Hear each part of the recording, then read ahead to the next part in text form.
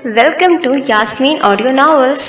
आज जो नॉवल हम आपकी समातों की नज़र करने वाले हैं उसका नाम है ज़मीं ज़ात। एक ऐसी कहानी जो एबक और एलाफ की ज़िंदगी पर मुश्तमिल है। इसकी मुसन्निफ़ा है हिना कामरान, जबकि इस नॉवल को आपके लिए पढ़ा है सहरिश मुस्तफ़ा ने। मज़ीद नॉवल सुनने के लिए चैनल को कीजिए सब्सक्राइब और वीडियो को कीजिए लाइक। तो चलें जल्दी से चलते हैं अपने नॉवल की जानिब। जगह और इमारत से वो दोनों मरूब नहीं हुए थे, लोगों से होते थे, इनके साफ दिलों से होते थे। अच्छे इंसान की खसूसियत भी तो यही है कि वो दौलत को चाहने के बजाय इंसान को चाहे, दौलत को पूजने की बजाय उस खालिक और मालिक को पूजे जो उसका असल मायने में हकदार है। उसके अलावा और हो भी कौन सकता है। बहुत शुक्रिया आपका, पूरी ज़िंदगी एहसान मंद रहूँगी। बिजली कड़क उठी थी, काली घटाओं ने पूरी बस्ती को अपनी लपेट में ले लिया। हवा की शोरिश और इस लड़की की नर्म आवाज़, कितना तज़ाद था ना दोनों चीज़ों में। राहिम की नज़रें झुकी थीं। उसकी ज़रूरत नहीं है ख्याल रखना, वो ये कहकर मुड़ गया था। अदा ने इस एक नज़र इस दरिया दिल इन शख्स पर डाली और फिर अपनी मामा को थामती हुई अंदर आ गई, वहाँ जहाँ किचन पर खड़पड़ की आवाज़ें आ रही थीं। घर पूरा साफ़ था, जैसे अभी अभी सफाई की गई हो। हर चीज़ परफेक्ट थी।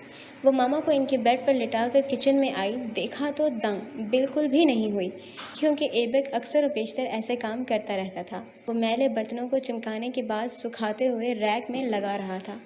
आहट पर मुड़ा मगर मुस्कुराया नहीं। खौफ नज़र उस पर डालकर फिर से अपने काम में मशगूल हो गया। अदा फीकी सी मुस्कुराई। लगता है कोई मुझसे खफा है। कोई तुमसे खफा नहीं है, अपनी बेबसी से है। खुले रोशनदान से आती नमकीन हवा ये पैगाम दे रही थी कि बाहर मींह बरसना शुरू हो चुका है। अदा ने गहरा सांस खारिज किया, उसे कोहनी से थामकर रुख अपनी तरफ किया और सर उठाकर बोली। सर इसलिए उठाया था क्योंकि वो उससे दराज था, काफ़ी दराज।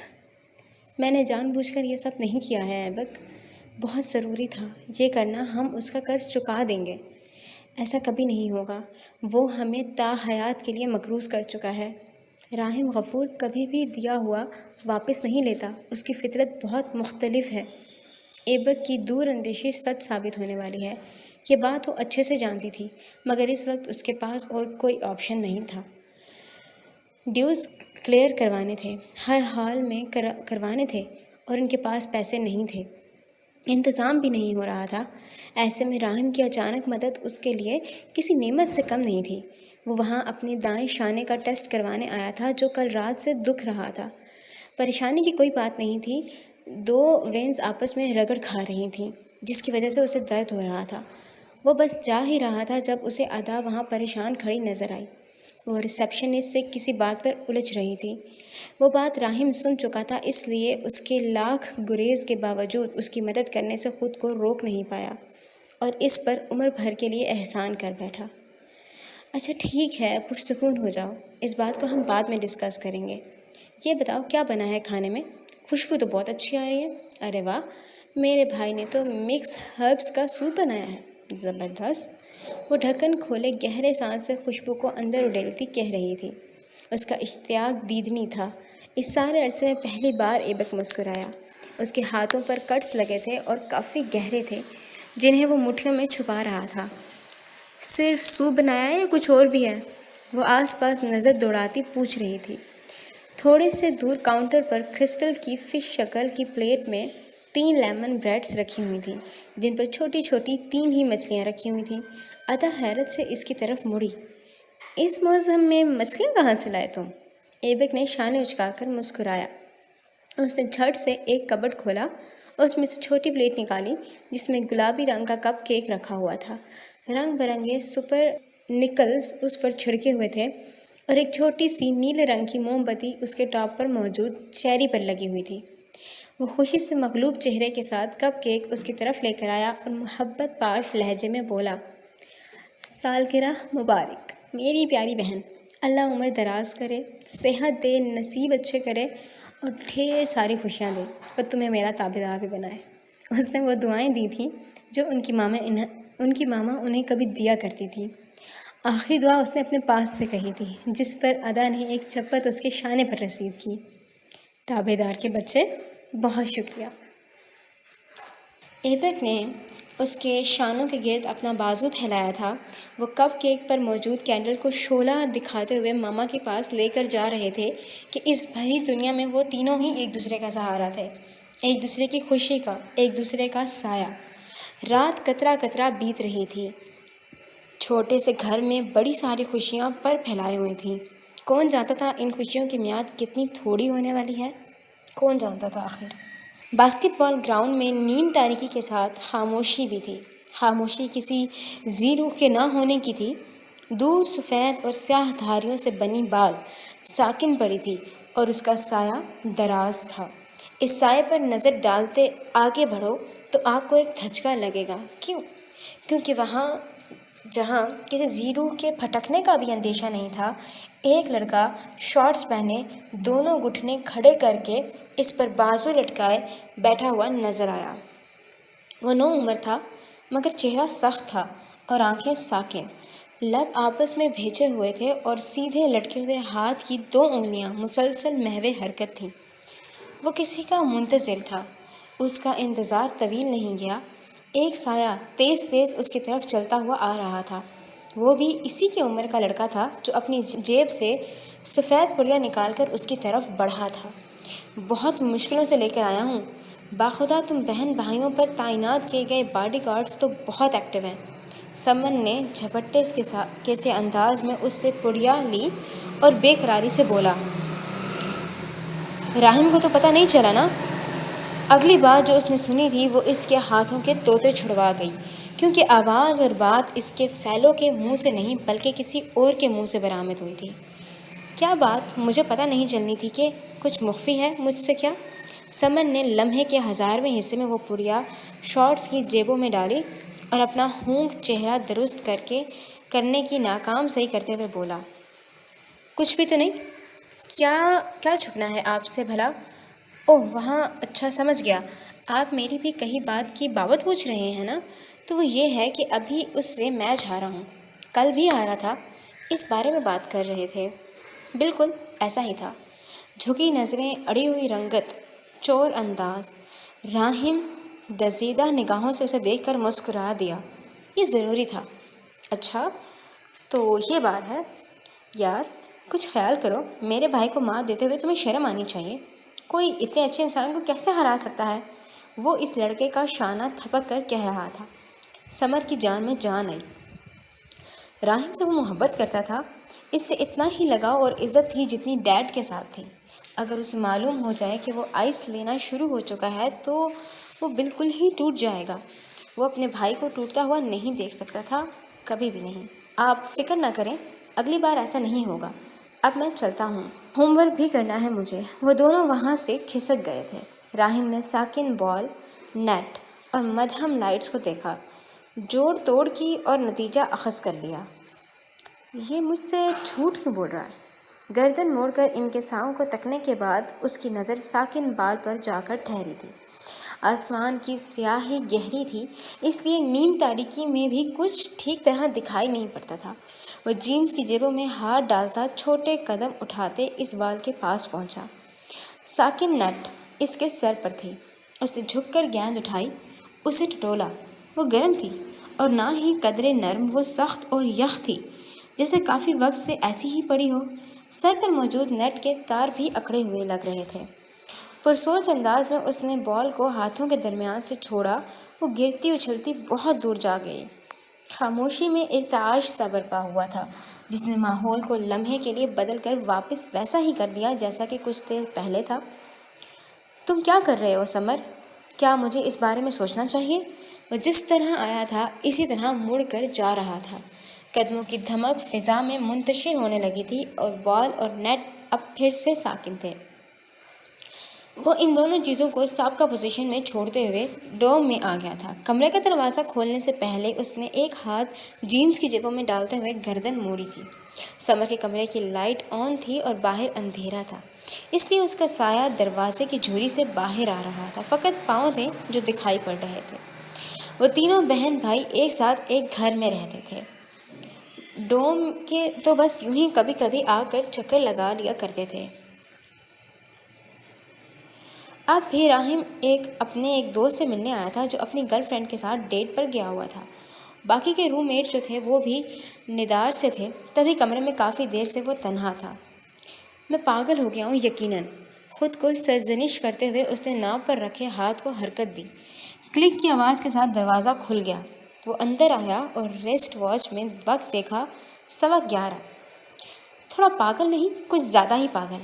اس انسان کی سالگرہ کا انتظار کر رہا ہوں جو مجھے ٹھیک سے جانتی بھی نہیں اور جس کے پاس فون بھی نہیں ہے۔ آفرین راہم، آفرین۔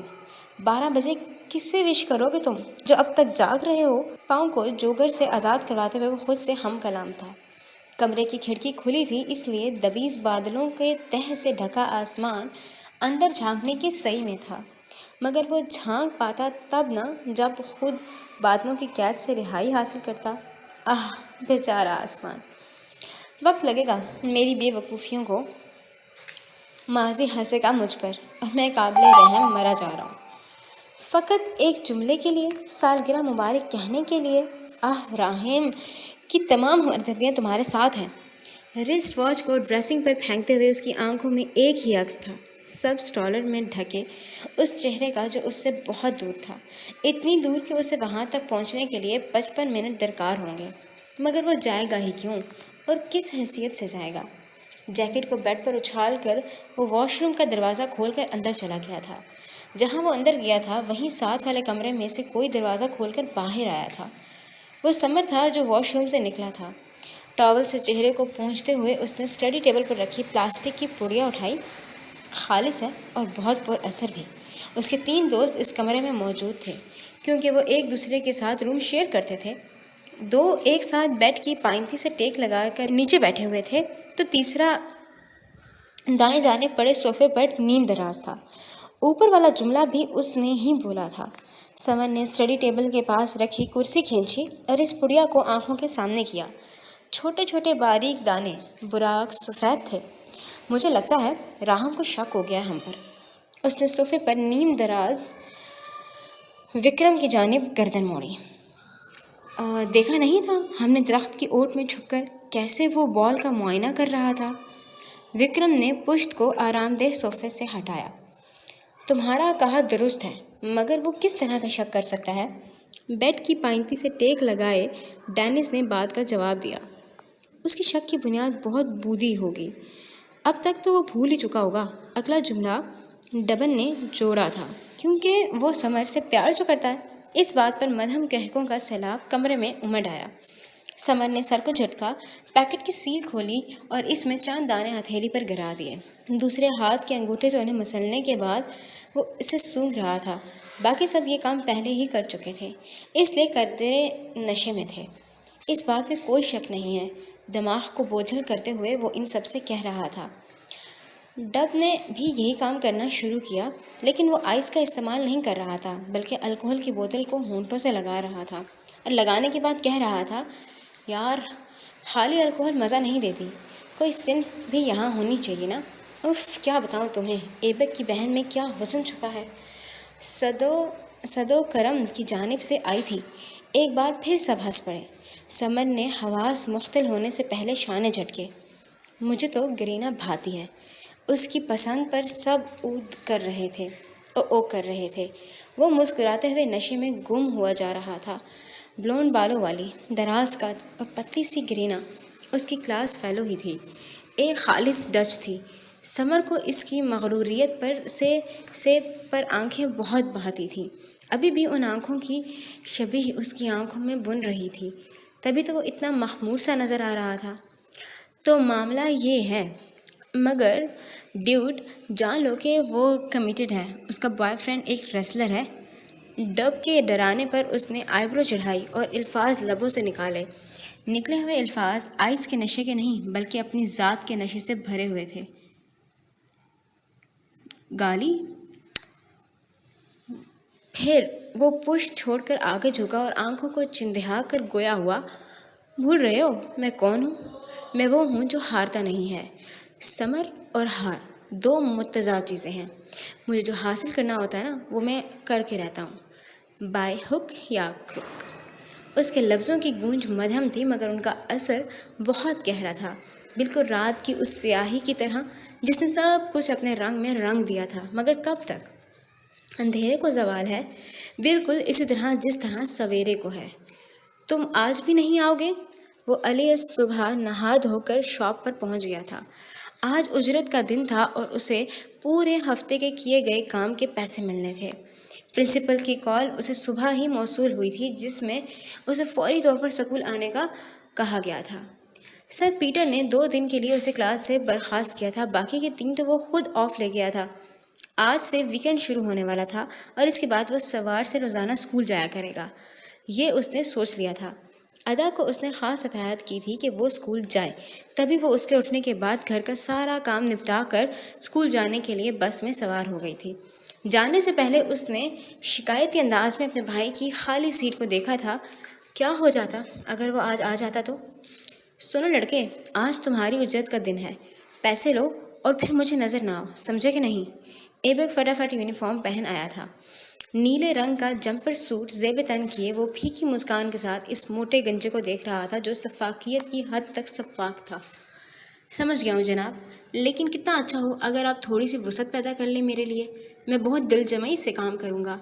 ہاں، میں اسکریو گیج تھامے وہ متمانت بھرے لہجے میں ان سے مخاطب تھا۔ موٹے گنجے کی آئی برو اچکی اور وہ جبڑے بھینچے۔ دیکھو لڑکے، وہ انگلی اٹھا کر سخت لہجے میں گویا ہوا، تم ایک غیر ذمہ دار اور نا تجربہ کار انسان ہو۔ تمہاری وجہ سے میں ایک کار کا نقصان اٹھا چکا ہوں اور جیل بھی جا چکا ہوں۔ تم نے جو ٹائر بدلا تھا وہ ڈھیلا تھا، سوچو اگر کار چلانے والے کی جان چلی جاتی تو کیا کرتے ہم؟ اس لیے آئندہ مجھ سے التجائیں مت کرنا۔ اس ہفتے تم پر رحم کھایا ہے تو تمہاری ماں کی وجہ سے، میرے رحم کو پچھتاوا نہ بناؤ، سمجھ گئے نا؟ مایوسی سے سر ہلاتا وہ مڑ گیا تھا کہ اب اس کی کسی بھی گزارش پر کان وہ نہیں دھرے گا۔ یہ تھا وہ میس جو وہ پھیلا چکا تھا۔ اسے آج ایک اسٹوڈنٹ کی سائیکل ریپیئر کرنی تھی۔ وہ کٹ اٹھاتا اس سائیکل کے پاس آ کر بیٹھا۔ صبح آہستہ آہستہ ڈھل رہی تھی، مگر باہر موسم بتا رہا تھا کہ صبح ڈھلے نہ ڈھلے کیا فرق پڑتا ہے، رات کو بھی اندھیرا ہونا ہے اور دن کو بھی۔ یہ پورا ہفتہ ابر آلود رہنا ہے، اس پورے ویک شدید سردی پڑنی ہے۔ وہ پیڈل پر نیا کور چڑھانے کے بعد اسے گھما کر دیکھ رہا تھا جب ایک آواز اس کی سماعت سے ٹکرائی اور وہ نظر اٹھا گیا۔ تم آج بھی نہیں آؤ گے؟ نسوانی آواز، پشیمان لہجہ۔ ایبک نے پلکوں کو اٹھایا۔ سائیکل کے بڑے پہیے کے اس پار وہ بیٹھی تھی، پنجوں کے بل اونچے اٹھے گھٹنے پر ہاتھ ٹکائے اسے دیکھ رہی تھی۔ پہیا برق رفتاری سے حرکت میں تھا، پیڈل ایبک کے چہرے کے گرد گول گول گھوم کر اس کی بلائیں لے رہا تھا۔ تم یہاں کیوں ہو؟ اس نے محتاط انداز میں اپنے خرانٹ باز کی طرف نظر ڈال کر پوچھا جو اسی سمت متوجہ تھا۔ اس کی بھویں آپس میں ملی ہوئی تھیں اور نظروں کا تجسس آسمان کو چھوتا ہوا محسوس ہوتا تھا۔ تمہیں دیکھنے آئی تھی، راستے میں ٹائر میں کیل پھنس گئی۔ وہ تھوڑی سی سائڈ پر ہوئی۔ ٹائر تبدیل کرتا ایک لڑکا بخوبی دکھائی دے رہا تھا۔ محو حرکت پہیا اب قدرے سست پڑ رہا تھا، تبھی اس کی بلائیں لیتا پیڈل جیسے تھک چکا تھا۔ اس کے پاس لائسنس نہیں تھا، وہ خود بھی کار نہیں چلاتی تھی۔ ڈرائیور ہمہ وقت ان بہنوں کے ساتھ ہوتا تھا، لیکن کبھی کبھی وہ اس طرح تنہا نکل آیا کرتی تھی جیسے آج موقع ملتے ہی نکلی تھی۔ تمہیں یہاں نہیں ہونا چاہیے تھا۔ لہجہ درشت ہو رہا تھا مگر اس نے کنٹرول کر لیا۔ ادا کو بالکل اچھا نہیں لگتا تھا، اس کا سخت لہجے میں کسی بھی لڑکی سے مخاطب ہونا ادا کو پسند نہیں تھا۔ تمہارے لیے میرا بھی یہی خیال ہے، چل سکتے ہو میرے ساتھ، میرے ابھی کلاسز شروع نہیں ہوئی۔ محترمہ، آپ کا کام ہو گیا ہے؟ ٹائر تبدیل کرتے لڑکے کی مداخلت پر وہ مڑی، چھوٹی سی مسکراہٹ اس کی نظر کی اور واپس گردن موڑ لی۔ پہیا مکمل طور پر رک چکا تھا اور ایبک کا چہرہ واضح نظر آنے لگا۔ میں سوموار سے آؤں گا، جان چھڑوانے والے انداز میں کہا گیا۔ الاف کھڑی ہو گئی تھی، وہ بیٹھا رہا۔ چلو پھر ملتے ہیں سوار کو، خدا حافظ۔ ایک دزیدہ نگاہ اس پر ڈال کر وہ پیمنٹ کر رہی تھی۔ اپنی کار میں بیٹھنے سے قبل اس نے آنکھوں کی پتلیوں کو حرکت دی۔ مزمحل پرسوچ کملایا سا وہ لڑکا اسے نہ جانے کیوں اجنبی نہیں لگ رہا تھا۔ وہ سن چکی تھی اس موٹے آدمی کی باتیں جو وہ اسے کہہ چکا تھا۔ وہ اس کے لیے کچھ کرنا چاہتی تھی، مگر کیا؟ جس طرح وہ اس پر مٹی پھینک سکتی ہے اسی طرح وہ اس کی مدد بھی کر سکتی ہے، اور وہ کرے گی چاہے ایبک انکار کرے یا نہ۔ اسکول پہنچنے اور ایک کلاس لینے کے بعد اس کے سیل فون پر راہم کی کال آ رہی تھی۔ وہ میوزک ہال کے پیچھے ٹہلتی ہوئی گئی اور اس کی کال پک کر لی۔ میں نے سنا ہے میری بہن بدتمیز ہو گئی ہے۔ الاف اس کی بات پر مسکرائی۔ شبنم سے گیلی گھاس کو بوٹوں تلے مسلتے ہوئے وہ استہزائیہ انداز میں بولی، 17 سالوں بعد آپ کو اس بات کا ادراک ہو رہا ہے؟ ماں بدولت تو پیدائشی بدتمیز ہے۔ وہ کوٹ کے کالر کو ایسے جھٹکتے ہوئے کہہ رہی تھی جیسے یہ کوئی بڑے اعزاز کی بات ہو۔ جانتی تھی اس لیے راہم نے سر کو ضرور پکڑا ہوا ہوگا۔ ایبک کے ساتھ غلط کیا تم نے؟ اس میں اس کا کوئی قصور نہیں تھا۔ پشیمانی کا ایک اور پتھر اس کے دل پر آ کر لگا تھا۔ راہم نے اسے کسی بات سے ٹوکا تھا، منع کیا تھا، تو یعنی وہ غلط تھی۔ چاہے پوری دنیا صحیح کہہ دے لیکن اس کا بھائی کہہ رہا تھا تو وہ ٹھیک ہی کہہ رہا تھا۔ نم گھاس مردہ سی اس کے ہر قدم سے مزید پس رہی تھی۔ اس کا ہر اٹھتا قدم اس گھاس کو تکلیف دے رہا تھا۔ کون جانا تھا اب اس کا ہر قدم یوں ہی سب کو وقفے وقفے سے تکلیف دے گا۔ شروعات ایبک اور راہم سے ہوگی۔ شرمندہ ہوں اپنے اس عمل پر، معذرت بھی کر چکی ہوں۔ آپ بتائیں کب واپس جا رہے ہیں؟ گھاس پر شبنم تھی تو ہوا میں نمی گھلی تھی۔ گالوں کو چھوتی فضا خاصی گیلی اور سرد محسوس ہو رہی تھی۔ اس کے گال سفید سے سرخ ہونے لگے۔ ٹھنڈ کی زیادتی نے اس کے گال کو اور ناک کو سرخ کر دیا تھا۔ کل نکلوں گا۔ اچھا سنو۔ راہم کی اجلت میں پکارنے پر وہ چونکی۔ اس سے زیادہ چکاہٹ اس کا مخاطب کرنے کے بعد چپ ہو جانا تھا۔ کئی خاموش ساعتیں ان دونوں کے بیچ حائل ہوئی تھیں، پھر اسی خاموشی میں خلل الاف کی آواز نے ڈالا۔ آپ کچھ کہہ رہے تھے؟ وہ یاد دہانی کروا رہی تھی۔ دھوپ نڈار تھی، ٹھنڈ کا بول بالا تھا اور جنوری کی 2 تاریخ تھی، تو سردی کیوں کرنا ہوتی بھلا؟ نہیں، اب کوئی جواز نہیں رہتا۔ کال کٹ گئی تھی۔ الاف نے اچنبھے سے فون کی طرف دیکھ کر نظر اٹھائی۔ دور گلابی سکارف میں ادا انیشا کے ساتھ کھڑی تھی، کسی بات پر نزاکت سے مسکرا رہی تھی۔ انیشا اور اس کی ابھی دوستی ہوئی تھی۔ یہ دوستی ادا کے لیے کتنی جان لیوا ثابت ہونے والی تھی، اس کا ادراک اسے ہو جاتا تو کبھی اس کے ساتھ ہاتھ بھی نہ ملاتی۔ کسی کی گالوں پر سردی ڈیرہ جما رہی تھی، آہستہ آہستہ، مسلسل۔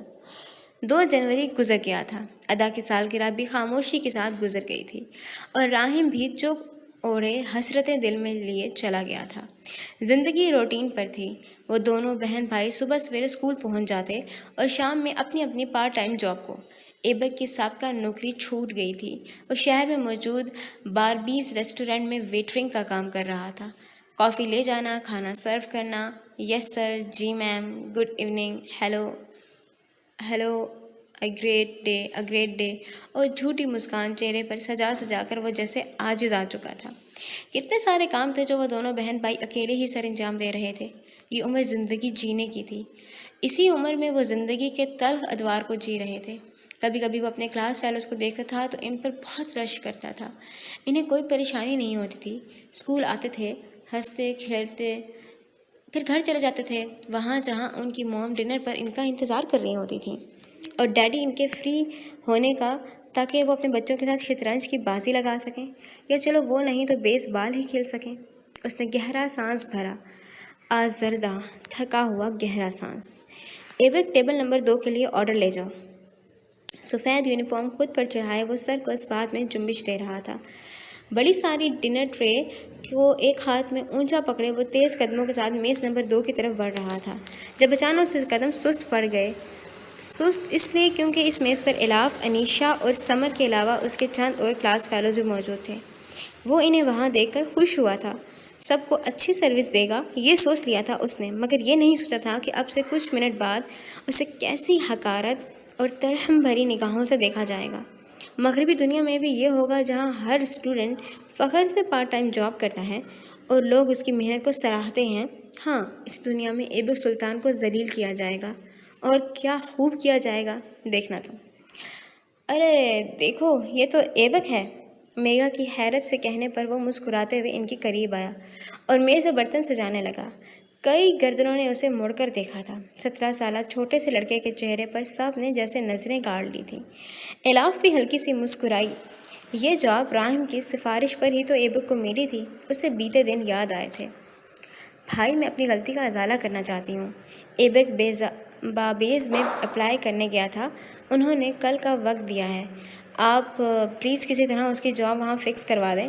اور وہ جانتی تھی ایبک کی جاب کے پیچھے راہم کا ہی ہاتھ تھا۔ اس نے کس طرح یہ کیا وہ نہیں جانتی تھی، معنی رکھتی تھی تو یہ بات کہ اب ایبک پھر سے نوکری شدہ ہے اور خوش بھی لگ رہا ہے۔ کچھ بھی مزید چاہیے ہو تو مجھے بلانا۔ سیل فون پر بزی سمر کو دیکھتے ہوئے اس نے کہا تھا، پھر ایک نگاہ سب پر ڈالی۔ ڈینس نے کرسی کی پشت چھوڑی ہوئی تھی، وہ میز پر کہنیاں ٹکائے بیٹھا تھا۔ اس بات پر تحقیر سے اس سے مخاطب ہوا، کیوں نہیں، اور کسے بلائیں گے؟ تم سے زیادہ بہتر سروس اور کون دے سکتا ہے ہمیں؟ لو درجے کے لوگ اچھے سے چاکری کرنا جانتے ہیں نا۔ مسکراہٹ نے یکدم سکڑی، خاموشی نے لمحے کے 1000ویں حصے میں سب کو اپنی لپیٹ میں لے لیا، مانو وہاں جیسے کوئی نہ ہو، فقط ان 7 لوگوں کے۔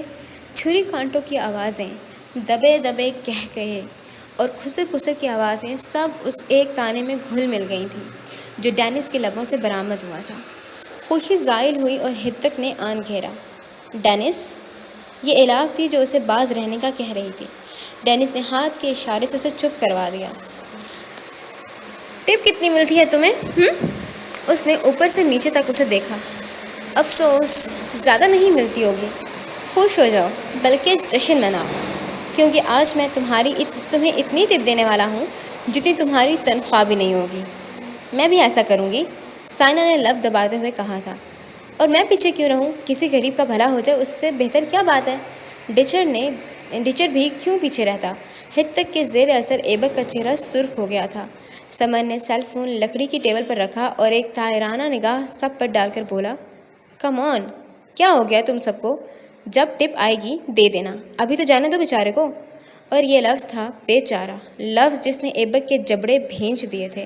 انیشا اس گفتگو کے وقت غصے سے ڈینس کو دیکھ رہی تھی۔ کتنی چھوٹی سوچ رکھی تھی اس انسان نے، چھوٹی سوچ ہی تھی جو لفظوں کے ذریعے باہر نکل رہی تھی۔ الاف میز پر دونوں ہاتھ مار کر کھڑی ہوئی۔ انف از انف، کیا ہو گیا تم لوگوں کو؟ کس طرح کی باتیں کر رہے ہو؟ ایبک نے آگے بڑھ کر آخری گلاس میز پر رکھا اور لمبے ڈگ بھرتا وہاں سے چلا گیا۔ جاتے جاتے ڈچر کی آواز اس کی سماعت سے ٹکرائی تھی، ٹکرا کر اس کے خون کو کھولا گئی تھی، اور یہ آواز تھی، یار ہم تو غریب کی مدد کر رہے ہیں، کیا برا کر رہے ہیں؟ اس نے اسٹیل کی گول ٹرے پر اتنی سختی سے انگلیاں جمائیں کہ یوں لگتا تھا جیسے وہ اندر دھنس جائیں گی۔ وہ نہیں جانتا تھا کہ باہر الاف اس کے مقدمے میں کیا کیا کہہ رہی ہے۔ دکھ تھا تو اس بات کا کہ وہ اپنے ہی کلاس فیلوز کے ہاتھوں سب کے سامنے ذلیل کیا گیا تھا۔ اس نے ٹرے کو اسٹیل کے بڑے سارے سنک میں اچھالا اور اسے کناروں سے تھام کر کھڑا ہو گیا۔ اس کے اس عمل پر زبردست آواز گونجی تھی جس پر کئی گردنوں نے اسے مڑ کر دیکھا تھا۔ ایک نے تو پوچھ بھی لیا، یہ کیا طریقہ ہے نو لڑکے؟ ایبک نے سنک کو جھٹکے سے چھوڑا، ایپرن کو گناہ آلود چیز کی مانند بدن سے الگ کیا اور قہر برساتی آنکھوں سے وہ وہاں سے چلا بھی گیا۔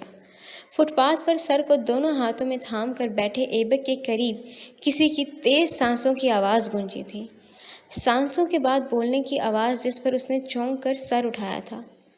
تم کتنا تیز چلتے ہو، اللہ! اتنا تو کبھی میرے جم ٹرینر نے بھی مجھے نہیں بھگایا جتنا کہ آج تم بھگا چکے ہو۔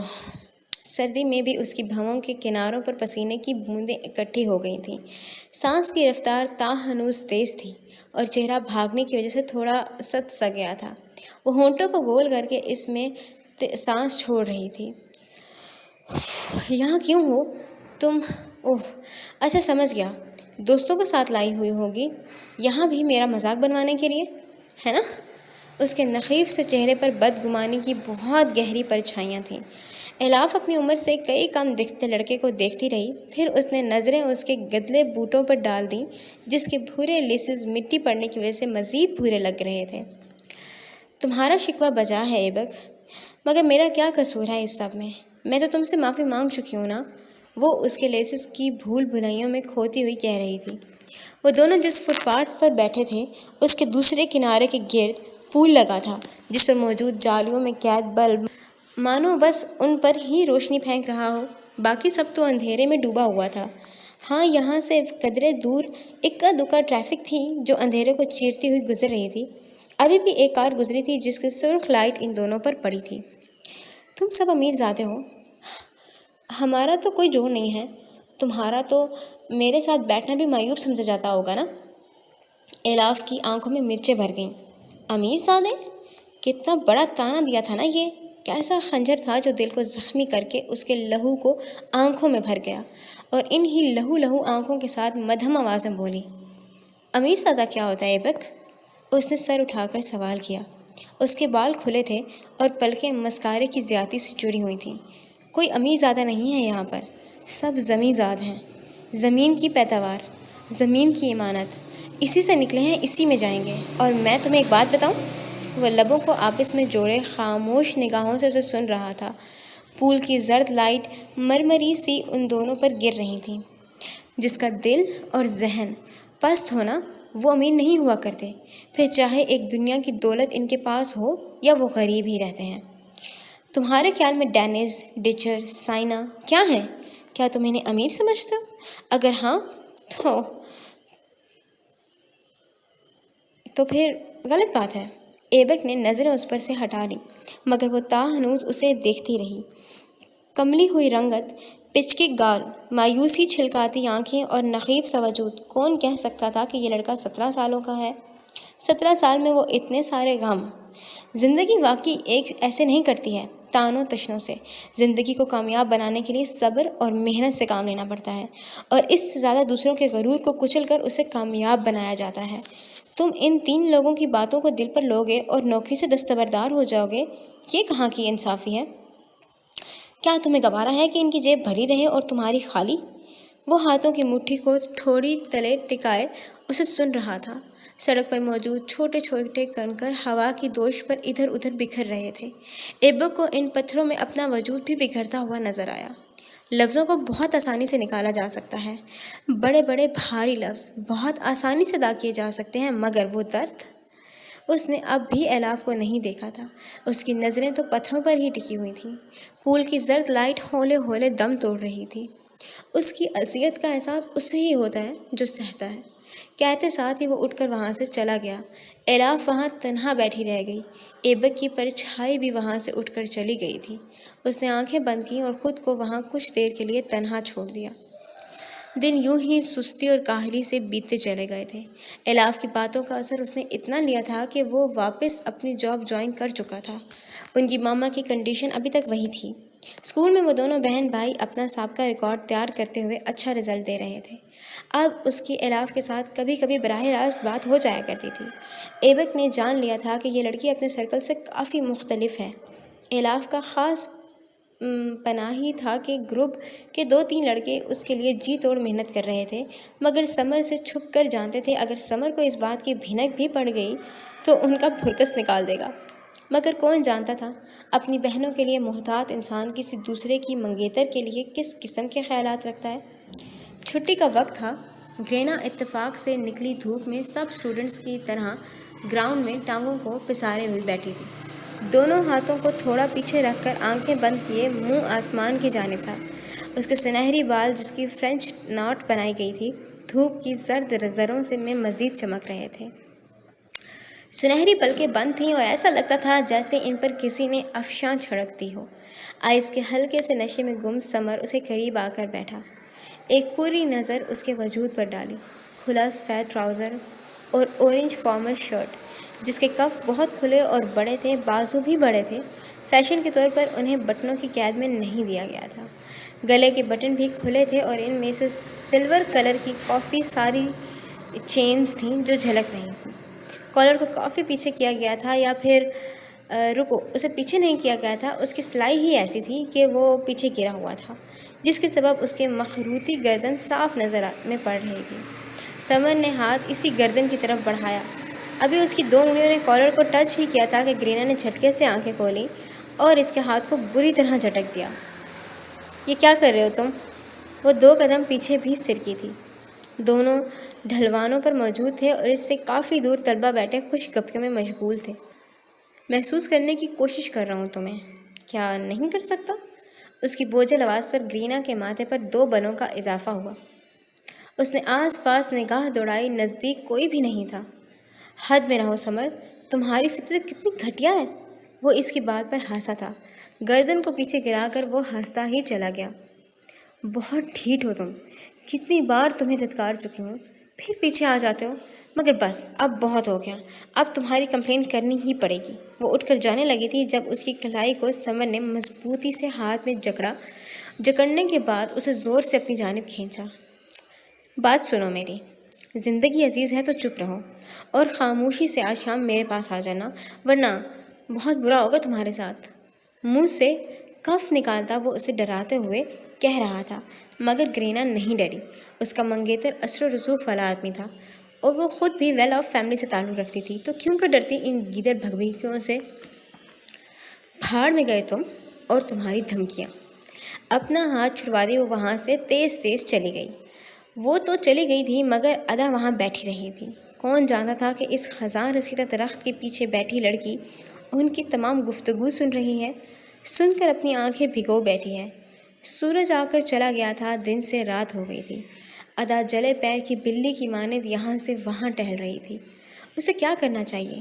کیا وہ راہم کو سمر کے بارے میں بتا دے یا وہ سمر کی باتیں انیشا کی گوش گزار کر دے؟ مگر کیا وہ دونوں اس کا یقین کریں گے؟ ان چار بہن بھائیوں کی بانڈنگ کو مد نظر رکھتے ہوئے سب اسے ہی جھوٹا ڈکلیئر کریں گے، اور وہ سب برداشت کر سکتی تھی یہ لفظ نہیں۔ پریشان لگ رہی ہو؟ وہ اپنی ہی سوچوں میں گم تھی جب اس کے استغراق میں خلل ایک نرم آواز نے ڈالا۔ وہ راہم کی آواز تھی۔ اس نے جھٹکے سے سر اٹھایا اور ادا کے سر اٹھاتے ہی راہم کی نظریں جھک گئی تھیں۔ سیاہ اونی اسکارف میں اس کا چہرہ ہیرے کی مانند دمک رہا تھا۔ آپ؟ چونکتے ہوئے اس نے آس پاس نگاہ دوڑائی۔ وہ کاؤنٹر کے پیچھے کھڑی تھی اور اس وقت شاپ بالکل خالی تھی۔ اسے اپنی سوچوں پر بند باندھنا ہوگا ورنہ گاہک آ کر یوں ہی چلے جائیں گے، اور وہ بوڑھی خاتون جنہوں نے یہ آرگینک پرفیوم کی شاپ کھولی ہے اسے یہاں سے کک آؤٹ کر دیں گے۔ کیوں نہیں ہو سکتا؟ 20 سالہ راہم کی ایک چور نظر اس 17 سالہ لڑکی پر پڑی تھی جو اس کے چہرے پر بھٹکی تھی۔ اس دل کو سرزنش کی اور نظروں کو ڈپٹا کیا ہوا جاتا۔ اگر یہ دونوں چیزیں اپنے جذبات پر کنٹرول رکھ لیں، حد ہے ان دونوں کی بھی، نظروں اور دل کی۔ نہیں، ایسی بات نہیں ہے۔ آپ کیا لیں گے؟ لیڈی آہن نے نئی خوشبو لانچ کی ہے، کیا آپ وہ ٹرائی کرنا چاہیں گے؟ راہم نے شانے اچکا دیے۔ وہ اس کا پرانا کسٹمر تھا۔ ضرور۔ پھر وہ آدھے گھنٹے تک اس کے ساتھ ایک ایک شیشی کو ٹرائی کرتا رہا تھا۔ نئی خوشبو اسے نئی بھائی تھی، لیکن جو ہی معلوم ہوا کہ ادا نے بھی آج اسی خوشبو کا استعمال کیا ہے تو وہ اس کو لینے پر راضی ہو گیا۔ بوتل کو ہاتھ میں تھامے وہ کاؤنٹر کی طرف اس کے ساتھ بڑھ رہا تھا۔ ابھی تو آپ نے کہا تھا کہ آپ کو اس کی خوشبو پسند نہیں آئی ہے۔ وہ اس کا ہاتھ سے بوتل کو لے کر باکس میں منتقل کر رہی تھی۔ راہم کے لبوں کا کنارہ پھیلا، کیسے وہ سمجھائے وہ اسے؟ وہ میری 10 منٹ پہلے کی رائے تھے، اب میرے دل نے کہا ہے اسے لے لینا چاہیے۔ ویسے تم کون سی خوشبو استعمال کرتی ہو؟ مطلب یہی ہے نا؟ باکس میں ڈالنے کے بعد وہ اس پر سیاہ ربن باندھ رہی تھی۔ بھورا باکس بالکل خالی تھا، کچھ بھی اس پر تحریر نہیں تھا۔ ہاں، البتہ پرفیوم کی شیشے پر چڑھے کور پر لیڈی آہن کے الفاظ ضرور کنندہ تھے۔ اس خوشبو کا نام سیپ تھا جو لیڈی آہن نے بہت دل سے رکھا تھا۔ میں آج کل سیپ ہی استعمال کر رہی ہوں، لیڈی آہن نے مجھے یہ گفٹ کیا ہے۔ اس کی خوشبو بہت مدھم اور دل کو چھو لینے والی ہے۔ اب سے یہ میری پسندیدہ خوشبو ہے۔ میری بھی۔ ادا چونک گئی۔ باکس اس کی سمت بڑھاتی ہوئی پوچھ رہی تھی، کچھ کہا آپ نے؟ راہم نے والیٹ سے کارڈ نکال کر اسے مشین پر سے گزارا اور نفی میں سے سر ہلا دیا۔ نہیں، بس ایک اجازت لینی تھی۔ اس کے لہجے میں ہچکچاہٹ کے رنگ تھے۔ پرفیوم سے مہکی دکان بالکل خاموش تھی۔ رسید اسے تھماتے ہوئے ادا نے پوچھا، کس بات کی؟ راہم نے سر جھکاتے ہوئے لبوں کو کچلا۔ چائے کی دعوت دینے کی ہمت کر رہا تھا مگر نہیں ہو رہی تھی۔ اس نے نظروں میں احترام پیدا کر کے اس کے چہرے کو دیکھا اور بڑی بڑی کان جیسی بھوری آنکھوں نے ایک بار پھر سے راہم کو میسمرائز کر دیا۔ اس نے تیزی سے نظروں کو جھکایا اور نفی میں ہلاتا ہوا بولا، نہیں، کچھ نہیں۔ شاپنگ بیگ اٹھا کر وہ لمبے لمبے ڈگ بھرتا ہوا وہاں سے چلا گیا۔ ادا نے اسے دروازے سے نکل کر بائیں جانب مڑتے ہوئے دیکھا۔ نظروں سے اوجھل ہونے کے بعد وہ شانے اچکا رہی تھی۔ عجیب انسان ہے۔ یہ اس کا راہم کے لیے پہلا تجزیہ تھا۔ خوشبوؤں سے مہکتی دکان میں ایک بار پھر سے خاموشی اور سوچوں کا دور چل نکلنا تھا۔ فیصلے کا دور۔ شاپ سے باہر آ کر اس نے کار سے ٹیک لگاتے ہوئے یکدم آنکھوں کو بند کر کے گہرا سانس لیا۔ پچھلے 1 سال سے وہ جس بات کو نظر انداز کر رہا تھا وہ سچ نکلی تھی۔ اسے ادا پسند تھی۔ اس پسند کی نوعیت شاید نہیں، یقیناً محبت تھی۔ وہ جب جب اس کے قریب جاتا تھا، احترام کی باؤنڈری جیسے اس کے ارد گرد بن جاتی تھی۔ سب کی آنکھوں میں آنکھیں ڈال کر اعتماد کے ساتھ بات کرنے والا وہ لڑکا اس کے سامنے بالکل زیرو ہو جاتا تھا۔ اس کا سارا اعتماد پانی کے بلبلے میں بدل جاتا تھا۔ وہ اسے کئی سالوں سے دیکھ رہا تھا۔ کئی سالوں تک وہ سوچتا رہا تھا کہ اسے اس چھوٹی سی بچی پر کرش ہے، مگر پچھلے 1 سال سے دل کی جو حالت تھی وہ بتا رہی تھی کہ یہ کرش نہیں ہے، محبت ہے، جو اسے اس چھوٹی سی لڑکی سے ہو گئی ہے۔ کیسے وہ اتنی چھوٹی لڑکی سے دل لگا سکتا ہے؟ کیسے میں اتنی چھوٹی لڑکی سے دل لگا سکتا ہوں جبکہ وہ صرف 17 سالوں کی ہے، الاف اور انیشا کی عمر کی۔ اف راہم، تم بہت برے ہو۔ وہ 20 سال کا تھا۔ اس کے آگے پوری زندگی پڑی تھی۔ یونیورسٹی میں پڑھنا تھا۔ ہر طرح کی لڑکیوں سے اس کا واسطہ پڑتا تھا۔ پچھلے 6 ماہ میں کتنی ہی لڑکیاں اسے بوائے فرینڈ بننے کی آفر دے چکی تھیں۔ 1-2 بار تو اس نے خود بھی ایسا سوچا تھا، مگر وہ فقط سوچ ہی تھی، اس سے زیادہ کچھ نہیں ہو سکا تھا۔ اس کا ضمیر اسے اس چیز کی اجازت ہی نہیں دیتا تھا۔ ضمیر سے پہلے وہ ادا تھی جو اس کے خیالوں میں آ کر اسے ایسا کرنے سے روک دیتی تھی۔ ادا، اف راہم کیا ہو گیا تمہیں یار؟ کیا کر رہے ہو تم؟ تمہارے پلانز میں یہ سب نہیں ہے، سمجھو۔ ایک نظر اس خالی پڑی دکان پر ڈال کر وہ گاڑی میں بیٹھ کر اسے سٹارٹ کرنے لگا۔ محبت، لڑکی، یہ سب نہیں ہے تمہاری منزل۔ تمہیں آگے بڑھنا ہے، بہت آگے، خود کے لیے، اپنے ملک کے لیے، اپنے پیرنٹس کے لیے بہت کچھ کرنا ہے۔ اس لیے پلیز جھٹک دو اپنے دماغ سے اس ادا کو، تمہیں یہ کرنا ہوگا۔ David, you can do it. اس کی سوچیں مسلسل اس سے ہم کلام تھیں۔ وہ پھر بھی کسی نتیجے پر نہیں پہنچ رہا تھا۔ مگر کس طرح جھٹکوں؟ وہ کسی پل تنہا نہیں چھوڑتی مجھے۔ جنگ چھڑ چکی تھی، کہانی بن چکی تھی۔ تم کوشش کرو گے تو ایسا ہوگا نا؟ چہرے پر پرسمردگی چھائی، نگاہ سامنے روڈ پر تھی۔ کر کے دیکھوں؟ بالکل۔ اس نے اسٹیئرنگ پر انگلیاں چلائیں۔ اوکے ڈن، مجھے اس بارے میں کسی سے بات کرنی ہوگی۔ مگر کس سے؟ گاڑی کو سائڈ پر لگائے وہ اس بات کے متعلق سوچ رہا تھا۔ ابھی وہ سوچ کے تانے بانے بن ہی رہا تھا جب اس کے ڈیڈ کی کال آنے لگی۔ ڈیڈی؟ ہاں، یہ ٹھیک ہے، ان سے کرتا ہوں بات۔ کال اٹھا کر کچھ ان کی سن کر کچھ اپنی سنا کر وہ لہجے بھر کو خاموش ہوا۔ گولف کھیلتے غفور اس کی خاموشی پر اچنبھے میں مبتلا ہوئے تھے۔ تم غیر حاضر ہو کیا؟ کیا ہوا ہے ایسا جس نے تمہیں معاف کر دیا ہے؟ اس نے آنکھیں بند کر کے کھولیں۔ یہی صحیح وقت ہے وہ انہیں بتا دے۔ اور اس نے بتا دیا۔ ڈیڈ، مجھے لگتا ہے میں کسی کو پسند کرنے لگا ہوں۔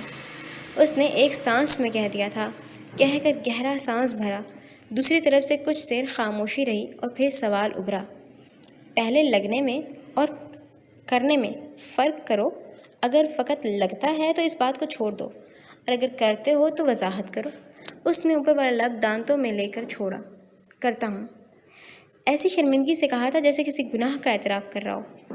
دوسری جانب سے پھر سے خاموشی ہوئی اور اس خاموشی میں پنہاں سوالات کو بھانپتے ہوئے اس نے کہنا شروع کیا۔ مسلم ہے، اچھی ہے، اسکارف اوڑھتی ہے، نرم لہجہ اور نظریں محتاط رکھتی ہے، شائع بہت ہے اور کردار کی بھی کافی مضبوط ہے۔ اسے غفور کی مسکراہٹ سنائی دی تھی۔ وہ چکنا ہو گیا۔ آپ ہنسے کیوں؟ میں جانتا تھا اسی طرح کی پسند ہوگی تمہاری۔ خیر یہ بتاؤ اب کیا چاہتے ہو؟ اس سوال پر وہ الجھ گیا تھا۔ یہی تو اسے سمجھ نہیں آ رہی تھی کہ وہ چاہتا کیا ہے۔ ڈیڈ، وہ 17 سال کی ہے، چھوٹی ہے بہت۔ ہمت نہیں ہوتی اسے پرپوز کرنے کی۔ جب بھی کہیں لے جانے کے بارے میں سوچتا ہوں یا اپنی فیلنگز کا اظہار کرنے کے بارے میں تو فوراً اسے انیشا اور الاف دماغ میں آ جاتی ہیں۔ پھر میری ہمت ٹوٹ جاتی ہے۔ اسٹیئرنگ پر انگلی پھیرتے ہوئے اس کی نظریں پھر سے جھکی تھیں۔ وہ مزمحل اور کنفیوز سا دکھ رہا تھا۔ دیکھ کیا رہا تھا؟ وہ تھا برخودار۔ اگر وہ 17 کی ہے تو آپ بھی کوئی 30-40 کے نہیں ہو۔ 4 ماہ پہلے ہی 20 کے ہوئے ہو، اور پریشان ہونے کی ضرورت نہیں ہے۔ اس عمر میں ایسا ہوتا ہے اور ہوتا بھی رہے گا۔ آج وہ بچی ہے تو کل کوئی اور۔ یہ عمر ہی شادابی کی ہوتی ہے۔ تمہیں اپنے آپ کو الجھن سے نکالنا ہے تو اس سے اعتراف کر لو۔ نہیں کر سکتے تو کسی دوسری لڑکی کی طرف خود کو مائل کرنے کی کوشش کرو۔ یوں پتہ چل جائے گا کہ تمہارے جذبوں کی حقیقت کیا ہے۔ وہ قائل نہیں ہوا۔ ڈیڈ، میں کردار کا ہلکا نہیں ہوں۔ اس کے احتجاج پر غفور پھر سے مسکرائے۔ وہ چھوٹا تھا لیکن فطرت اپنے دادا کی لی تھی، محتاط، ذمہ دار، احساس کے جذبے سے لبریز اور پختہ کردار۔ ہاں، تو میں کب کہہ رہا ہوں تم ہو؟ میں تو تمہیں مشکل سے نکالنے کی راہ دکھا رہا ہوں۔ جہاں تک مجھے لگ رہا ہے معاملہ کرش کا ہے، مجھ پر بیت چکی ہے اور میں وہ حربہ آزما چکا ہوں جو تمہیں بتایا ہے۔ راہم نے لبوں کو ایک بار پھر سے دانتوں میں جکڑا۔ تو پھر کیا نتیجہ نکلا تھا؟ غفور صاحب کو بتانے میں ہچکچاہٹ ہوئی مگر وہ بتا گئے۔ ظاہر ہے بھول گیا تھا۔ بھول جانے والے انسان یا چیزوں سے محبت نہیں ہوا کرتی، فقط وقتی لگاؤ ہوتا ہے۔ اس نے فیصلہ کیا۔ ٹھیک ہے، پھر ٹرائی کر کے دیکھتا ہوں۔ غفور صاحب کی اگلی بات پر وہ فون کو کان سے ہٹا کر بند کر رہا تھا۔ اوکے، کچھ عرصے بعد پوچھوں گا میں، مشکل میں مت ڈالنا خود کو۔